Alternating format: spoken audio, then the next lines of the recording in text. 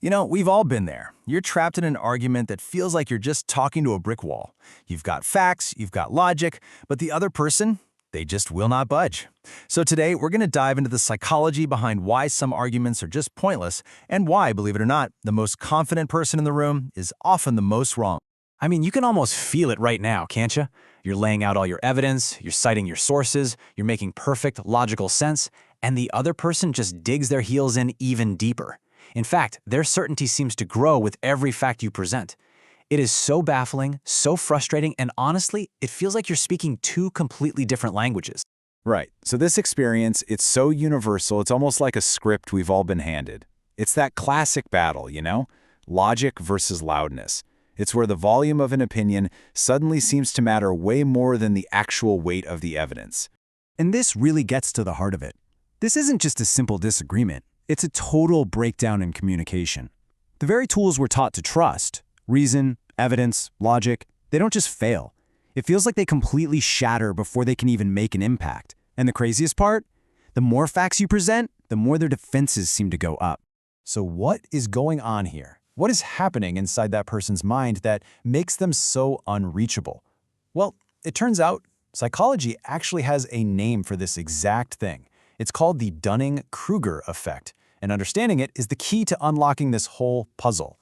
Now, here's a really crucial point. This isn't about someone's overall intelligence, not at all.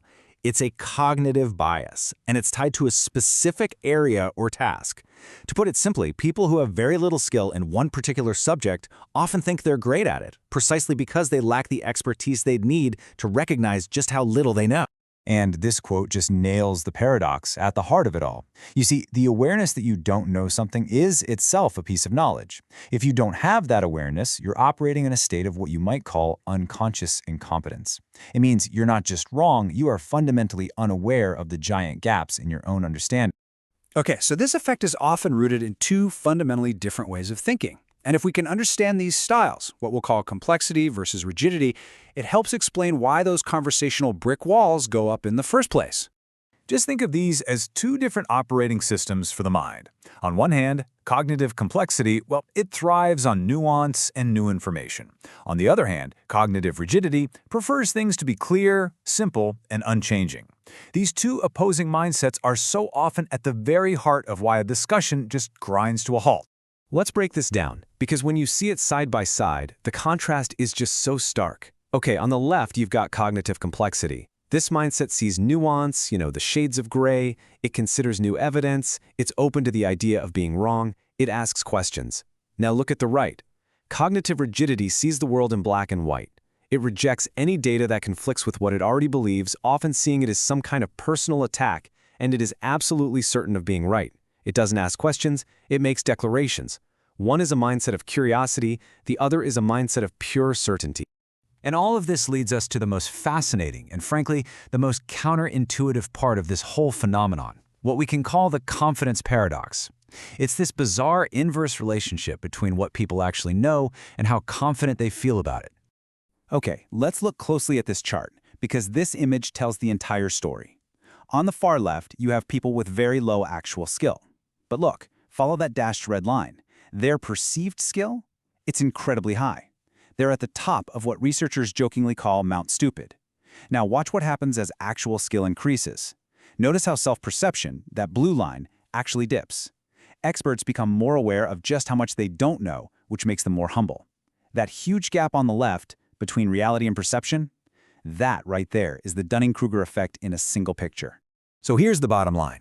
That unshakable, rock-solid confidence you're arguing against, it isn't a sign of expertise. More often than not, it's a symptom of the exact opposite. It's like a bubble of self-perceived competence, and all your facts are just bouncing right off the outside. So, knowing all this is one thing, but what do we actually do with this information? I mean, how do we navigate these seemingly impossible conversations in the real world? Well, the first step is to resist the temptation to just use this as a weapon, to go around labeling everyone you disagree with. The real power of understanding this effect is actually turning the lens back on ourselves and just becoming more aware of how we all communicate. So the biggest takeaway here is really a fundamental shift in perspective. It's about moving away from trying to win every single argument and instead learning to recognize when a discussion just isn't productive anymore. Honestly, sometimes the smartest move you can make is to simply step away. But really, the most important lesson here isn't about them. It's about us. And this right here is the ultimate lesson. It is incredibly easy to spot the Dunning-Kruger effect in other people. It is profoundly difficult to see it in ourselves. True wisdom isn't about knowing all the answers. It's about knowing the limits of your own understanding. So the final question we're left with isn't about them at all. It's about us. Where are my blind spots? In what areas am I absolutely confident and maybe, just maybe, completely wrong?